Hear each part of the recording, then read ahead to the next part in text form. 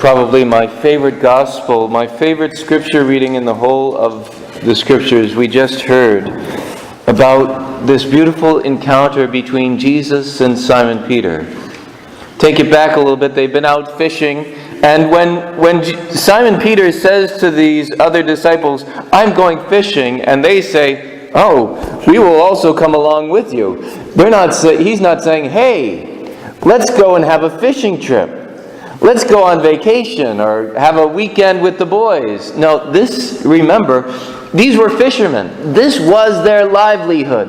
This was what they did for a living. Now, for 3 years, they've been following Jesus. They gave up what they had been doing because Jesus said, "Come and follow me and I will make you fishers of men." So they gave up their nets and they followed Jesus. Now, they've seen Jesus resurrected from the dead at least twice.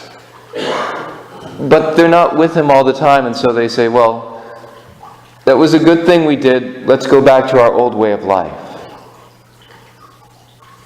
There's like this major letdown. It's great, Jesus is raised, but he's not still with us, teaching us, leading us. So what do? We go back to what we used to do. And then Jesus says, no, that's not the way it's supposed to be. So he appears to them again. And at first they don't recognize him, but then they do, and Simon Peter is so excited. "It's the Lord," John says to him. He says, "Oh, great!" And he jumps into the water and swims to shore about 100 yards. He's like, he can't contain himself. He has to go see the Lord. But then we can almost feel his face fall in this moment because he sees on the shore there's a charcoal fire with fish on it and bread. The only other time that there's a charcoal fire mentioned in the Gospel of John is in the courtyard, where Peter is warming himself at a charcoal fire and then denies the Lord 3 times. And he's faced with his sin. He comes face to face with the way he turned away from the Lord. He rejected the Lord. Oh, he said he would die with him. But now, oh, no. I don't know the man. I don't know who you're talking about. And he comes face to face with that sin. None of us like that, do we? We don't like it when our sin comes into our face. We don't like it when we have to look at ourselves, really, and see the ways that we're not as faithful as we think we are. We're not as good. We're not as kind. But all the ways that we fail God and sin against love of other, of neighbor, of our God and of ourselves, oh, it's hard to look at. It's painful. Jesus places it before him, not to shame him. If he were doing this to shame him, he would have said to Simon Peter, "You see this? You denied me.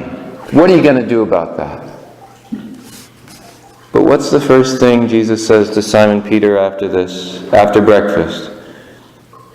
He calls him to his heart. "Do you love me more than these? Do you love me? Do you love me?" And for the 3 times that Peter says, "Yes, Lord, you know that I love you," he makes up for the 3 times of denial of Jesus.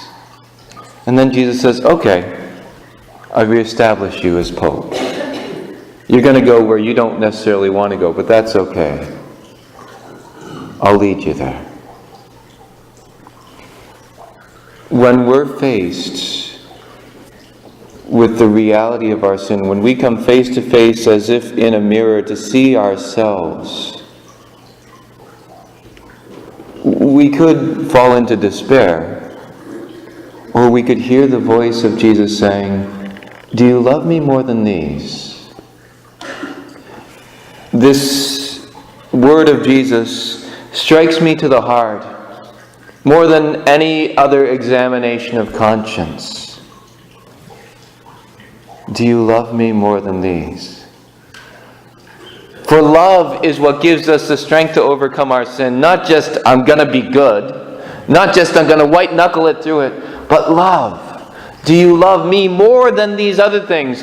He's asking Peter, more than fishing, more than all these other things in your life. And Jesus asks us, do you love me more? Do you love me more? Because that's the most important thing. If you love me more, then I'll take care of everything else. You see, you worked hard all night, you caught nothing, and then I gave you this huge catch of fish because you were with me. I'll take care of you. But do you love me more? For those times when we don't love our God more, when we can't say, yes, Lord, I love you more, let us ask Him for that grace, that strength, that conversion of heart, so we can have that change in us, so we can say, yes, Lord, you know that I love you.